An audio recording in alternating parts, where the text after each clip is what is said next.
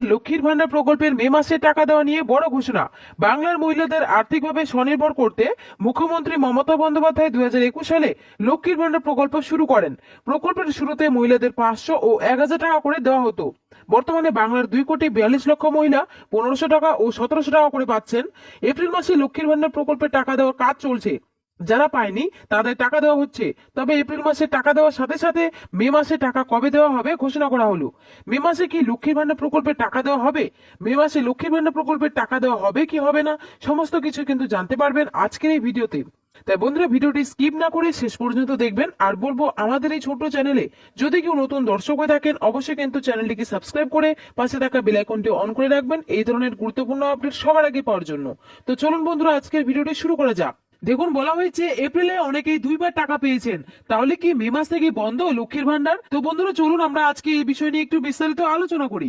2026 সালের বিধানসভা নির্বাচনের প্রাক্কালে রাজ্যে নারী শক্তির অন্যতম ভরসা লক্ষ্মীর ভান্ডার প্রকল্প নিয়ে শোরগোল শুরু হয়েছে। এপ্রিলে অনেকেই 2বার টাকা পেয়েছেন। তাহলে কি মে মাস থেকে বন্ধ লক্ষ্মীর ভান্ডার?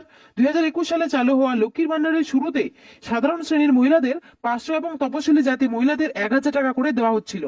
বর্তমানে সেই ভাতার পরিমাণ বেড়ে দাঁড়িয়েছে 1500 টাকা ও 1700 টাকা।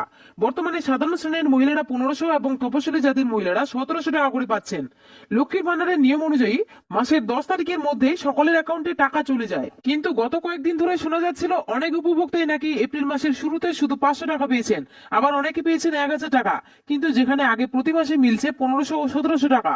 তাই নিয়ে সকলের মনে উঠছিল প্রশ্ন, এপ্রিল মাসে প্রকল্পের অর্থ 2 দফায় অ্যাকাউন্টে জমা হওয়ার খবর সামনে আসতেই সাধারণ মানুষের মধ্যে উদ্দীপনা ও আশঙ্কা দুই তৈরি হয়েছে। বর্তমানে নিয়ম অনুযায়ী সাধারণ শ্রেণীর মহিলারা 1500 টাকা এবং সংরক্ষিত শ্রেণীর মহিলারা 1700 টাকা করে পান। তবে এবার এই অর্থ একবার না পাঠিয়ে 2 কিস্তিতে ভাগ করে পাঠানো হয়েছে বলে খবর মিলছে। লক্ষ্মীর ভান্ডার বন্ধ নিয়ে যে গুঞ্জন ছড়িয়েছে তার মূলে রয়েছে আগামী 4 মে নির্বাচনের ফলাফল ঘোষণা। রাজনৈতিক মহলের মতে এই প্রকল্পের স্থায়িত্ব সম্পূর্ণভাবে নির্ভর করছে আগামী দিনের সরকার গঠনের উপর। শাসক দল তৃণমূল কংগ্রেস বারবার প্রতিশ্রুতি দিয়েছে যে ক্ষমতায় ফিরলে এই প্রকল্প কেবল চালু থাকবে তাই নয়, বরং ভাতার পরিমাণও বাড়ানো হবে। অন্যদিকে প্রধান বিরোধী দল বিজেপি ক্ষমতায় এলে অন্নপূর্ণা ভান্ডার প্রকল্পের মাধ্যমে মাসিক 3000 টাকা দেওয়ার প্রতিশ্রুতি দিয়ে পাল্টা চ্যালেঞ্জ ছুড়ে দিয়েছে। রাজনৈতিক বিশ্লেষকদের মতে সরকার পরিবর্তন হলে বর্তমান কাঠামোয় প্রকল্পটির আমূল বদল ঘটার সম্ভাবনা প্রবল। যদি নতুন কোনো দল ক্ষমতায় আসে তবে তারা তাদের নির্বাচনী ইস্তেহার অনুযায়ী নিজস্ব ধাঁচে প্রকল্প সাজাতে পারে।